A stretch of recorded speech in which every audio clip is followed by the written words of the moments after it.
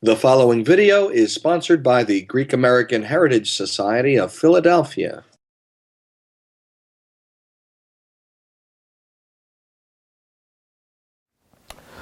Well, before there was St. Thomas Greek Orthodox Church, there was the American Hellenic Orthodox Center. The Greeks that settled in the area around Camden, New Jersey, formed this organization along with the strength of the AHEPA that was a vital part of this community. We're talking with Tom Gotzis this afternoon here in, Tom, what's the name of the town we're in? We're in Sewell. Sewell. I've never been here, but Tom is a founding member of St. Thomas Greek Orthodox Church. Tom, welcome to our program. We appreciate you inviting us to your home. Ted, thank you very much. Could you give us a little background about who you are and how you came to the area? I was born and raised in Millville, New Jersey, which is about 35-40 miles south of here. After going to high school in Millville, I went off to Bethlehem, to Lehigh University. While in Bethlehem, I met my wife to be. We got married and moved to Collingswood here in 1956. So I've been a member of the community here since shortly after that. Met some of the Greeks in the neighborhood at the time. Joined the AHEPA probably in about a year later, from 56, 57. And as you mentioned before, the American Hellenic Orthodox Center was a gathering place in Camden for the Greeks in the area, so we joined that as well. And one thing led to another, and we finally decided we could build a church. So, let's talk a little bit about your family ancestry. Where does it hail from in Greece? Northern Epirus. So both mom and dad were from Northern Epirus. Tell us about the last name on your side that we talked about earlier. Well, my mother's maiden name was Zappis. So that's the Zappeion in Athens is one of the large government buildings, and there were several brothers at the time that were very wealthy. Unfortunately, they donated all the money, so by the time I got to my mother's generation, they grew up poor. So. All right, do you actually speak Greek today? Did you grow up speaking Greek in your household? I grew up speaking Greek in the house. Down in Millville, there were, maybe 5 Greek families down there. So we had, the nearest church was either in Atlantic City or in Philadelphia, Evangelismos, or St. George. But and we didn't go to Atlantic City because there was no bus transportation to Atlantic City. There was bus transportation to Philadelphia. So my parents actually, my dad never did own a car. So we take the bus and come to Philly to go to church. While we were in Millville, Dad insisted we go to church every Sunday. So we would go to the Episcopal Church in Millville, and I served in the altar, etc., and grew up there in Millville. Which brings up another bit of history that is associated with St. Thomas Church. The Episcopal Church of St. Paul in Camden was a place of worship that offered its facilities to the Greek community for worshiping purposes before St. Thomas was actually built. Can you tell us a little bit about that? Yeah, actually, about the time that we broke ground for the church, we decided we ought to start holding services if we could. So we looked around in Camden, found a church which was only a block or two away from the center that we had in Camden, St. Paul's Episcopal Church. I can still remember 3 of us went over to see the priest. Father Rector was his name. And he also had a bishop, which he got into the conversation, Bishop Baynard. And we asked him if we could rent the church for services on Sunday morning. They had a 10 o'clock service. We said, well, could we rent it at 11 o'clock? And their answer was no. you cannot rent it, but you're free to use it. We'd love to have you use it. Great story. Yeah. Could you take us to where the Greek school was on Federal Street? Are you familiar? Can you tell us a little bit about that? 325 Federal Street was a three-story building, which was originally a secretarial school. And I'm not sure who ran it at the time, but the school went out of business, so we bought the American Hellenic Orthodox Center, bought the building. The first floor was a large hall, which we used for dances and affairs. The second floor was rooms for classrooms, and the third floor was the AHEPA hall in the building.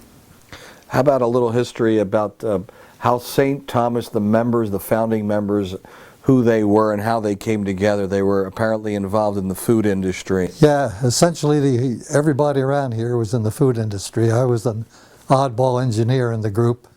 So the group of them used to get together, and I'd sit there listening to them before the meeting would start, talking about what the cost of a number 10 can of tomato sauce might be at the moment, or how much chickens were a pound. And there was a good area for them to bounce ideas as far as business was concerned off of each other. And how were some of the funds that we talked about earlier raised? Yeah, they would get together and decide on a vendor for a particular product, and they would ask the vendor for a contribution to the center. So and the more that they bought from him, the more that the vendor would contribute to the American Hellenic Orthodox Center. So that allowed us to get a couple bucks together. What time frame are we talking about when we went from concept to actual physical construction?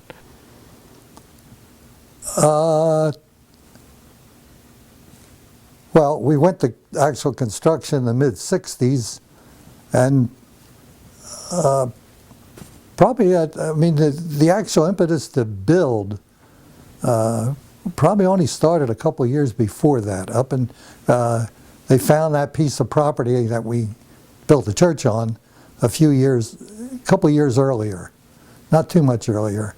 And I think I mentioned to you, I think we paid like $11,000 for that piece of property. And a couple of the older fellows said either the group agrees to buy it or they would buy it. So, but we agreed that we ought to buy the property. And then we started thinking about building.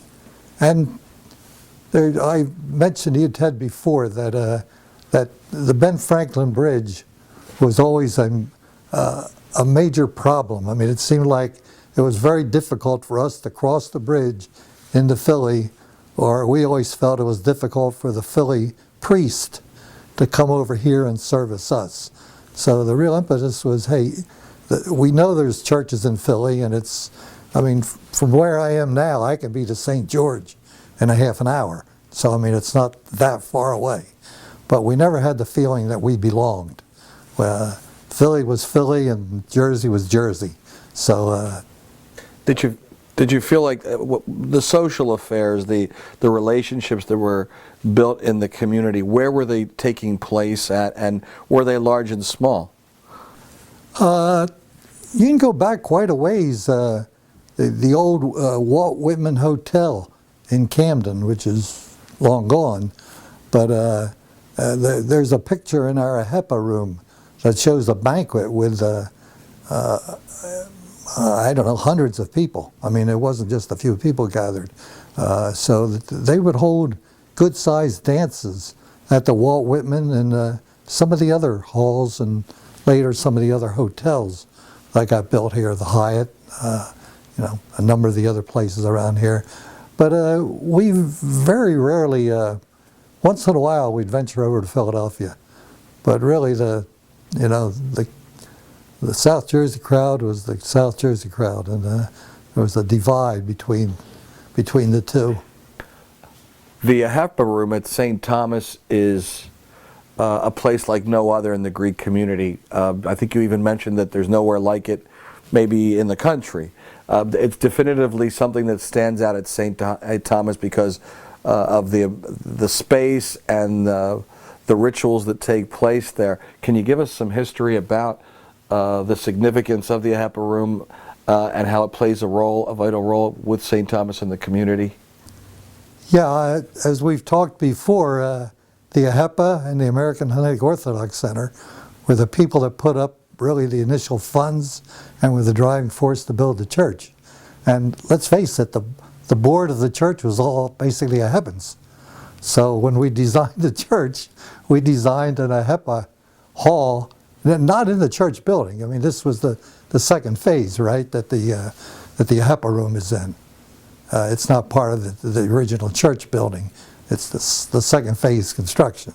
So when we designed that, we designed an AHEPA room into it. Now, I mean, bear in mind that that room is used. It's not just used for AHEPA meetings or for daughters meetings. The Agora, the festival, is used as that for the gift shop and the bakery. I mean, it's used year round, but it's been called the AHEPA room, and it is the AHEPA room. It was furnished by it was built by the AHEPA, actually. I mean, we were basically, AHEPA was given a bare bones room, and the AHEPA actually finished the room, bought the furniture, all that stuff that's in there was taken care of by the AHEPA, and everybody else uses it today. But it is unique within the AHEPA family. Well, 4 phases, nearly 50 years, the original construction of the church, $250,000, an extremely successful church in our community. In fact, I don't know of any other church that has progressively moved forward so admirably in our community.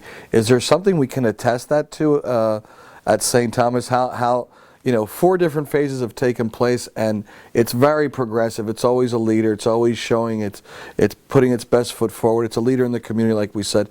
I'm wondering how that continues to happen. Can you give us a little background, or is there something you can attest that to? It's you say that, Ted, but I guess I just take it for granted that all churches move like this. I mean, we had people from the beginning that were very interested in doing this, that have been most generous as far as supporting us is concerned. The restaurants that we own, that the Greeks own in the South Jersey area, we basically own every diner and every large restaurant around the area. Those fellows have really been generous in helping us out. We've made a lot of money with our Agora through the years, the festival, and it seems like we're basically through the first generation that built the first 2 phases. I'd say the 3rd phase got built by a younger generation that's around today, and I guess maybe they've learned from their fathers, or the sons and daughters of the first people that were here, and they've taken over now. The church board is basically the next generation now. So, and they've carried on. One of the original founders of the church, you were also one of the original members that got the Goya started, which most people don't know, and that was 1980 when the Goya actually was organized in the Delaware Valley. It was a little rougher, a little different. Could you tell us about your experience with the Goya? Yeah, I guess we probably started more as a basketball league. That was the driving force as far as the Goya was concerned. So a few of us that had children of the basketball age playing ball at that time and it continues to be that way. The people that have the kids involved are the advisors. So I was one of the early advisors along with some of the other parents, and and eventually the clergy got involved. I think they saw a good thing there, and and probably rightly so. I mean, that was good. So, Yeah. Are there other parts of the church that you're involved with, other organizations that continue to keep the church going, that you're a member of? Are there other groups or organizations? We really don't have any other. The only other male organization that's around today is the what we call the Parea, a group of guys that get together every Wednesday morning for coffee and talk. I guess that's about it.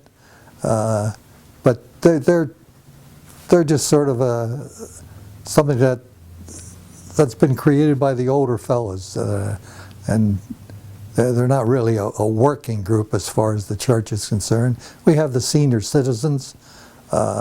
We're an active group in the senior citizens, mostly with a monthly get-together, that sort of thing, for lunch. The Philoptochos, of course, is where the women is very, very active in the church. They're always doing things. Was there ever a point in the 50-year history of the church where you were concerned with the direction the church was going, or whether the church was going to be growing or wasn't going to be stable? Was there ever any concern like that, or was it always steadily moving forward? You know, I laugh we have Easter coming up, of course. The first president of our church was a fellow named Charles Chigunas. The Chigunas family was very active in starting the whole community, the three brothers at the time. But when we first designed our church, for the number of people we can have in there today, we can house 400 or 500 seating in the church. But comes Easter time, we get like 1,000 there. And Charlie Chigunas would tell me, since I was chairman of the building committee, Tom, we built the church too small. And I'd say, yes, Charlie, it's too small for Palm Sunday, Good Friday, and Saturday night services. But the truth of the matter is, after all these years, the church is still not too small. Every generation of our community has a legacy of achievements. Do you feel your generation should be remembered for some specific legacy that we can talk about? Yeah, I think that our generation has basically built the facilities that we have today. So, and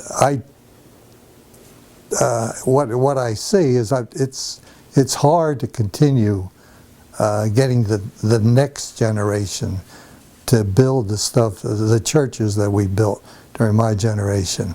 And a big part of it is, let's face it, our kids are not marrying fellow Greek Orthodox. I mean, the vast majority of them are interfaith marriages today. Now, maybe in some of the bigger cities or some of the New York parishes, you get Greeks marrying Greeks, but once you get out of their statistics around the whole country, right. So it's going to be hard to continue. Something a little more personal. What would you say is one of your favorite personal, or one of your favorite events that takes place every year that you really feel attached to as a Greek American? Would it be Easter or Christmas or something specific? I am very fortunate in the fact that the Stavros brothers, Dave and John, named our church after their father, Thomas. And I've thanked the Stavros boys ever since. They put up at the time some $23,000, I think, for the honor of naming the church. It was on an auction type basis. And they put up the money, and I've thanked them for naming it St. Thomas. So every year I have a heck of a name day party at the church.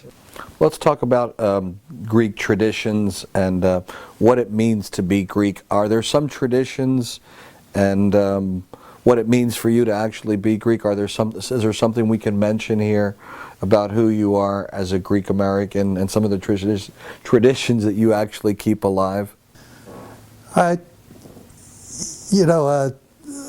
my wife Lola and I, Lola is of course a Semyotisa, so both of us were fortunate enough that we found each other and ended up staying within the church here. But she makes a spanakopita as well as my mother made a spanakopita. So we've maintained, I think, all the traditions, if you want to put it that way. It's I think the Greeks are very hospitable people. We've kept that tradition around, and we enjoy even the grandchildren enjoy cracking the eggs at Easter time. So it's passed on through the generations. It doesn't sound like a big thing, but at least it's something that we've kept around. And I keep saying it's as much a religious thing as it is a Greek thing, and I really think we ought to emphasize that more and more. Is there anything else related to your Greek experience that you feel is important and that you'd like to share? One of the experiences that I used to have when I was working, and one time I did work, and we'd meet around the country with the various utilities. I worked for Philadelphia Electric Company. We were building nuclear plants for the first time. They were a new experience. So all the utilities that were building nuclear plants we'd get together several times a year and compare notes. And we'd travel different parts of the country to have a meeting. And invariably, before I'd leave here, if we were going to Alabama, for instance, I'd tell the guys at church, I'd say, hey, anybody know anybody in Alabama? Anybody know anybody in Birmingham? Oh yeah, my combato is there. So, we'd be looking for a restaurant in Birmingham, and I'd look up this guy's combato who owned a restaurant, and it was nice being a Greek that you could find somebody in a strange town and go there for dinner and be welcomed like you were a long-lost buddy or friend or something, to the point that the other guys from around the country that were used to going with me would say, okay, Tom, where do we eat in this town? And, who do you know? And we'd go from restaurant to restaurant all over the country, and you could always find a friendly Greek. So, Tom, one final question before we wrap up. How would you like to be remembered in our community? I guess as a nice guy, as a friendly guy, as a guy that was willing to help, that was willing to work. I've always considered it I guess even an honor to be able to help with the community, with the church. I think that's probably something that my father probably instilled in me. The fact that it doesn't matter what you do, whether you sweep floors or run the organization. Put your best effort into whatever it is that you're doing. And, I guess through the years I've gotten a number of awards from the church or from different organizations. But to me, that's not why we do this. Why we work to build the churches, to help the AHEPA, whatever the organization is. You've got to want to do it. This senior citizen home that we're building, it's something that's enjoyable, rewarding.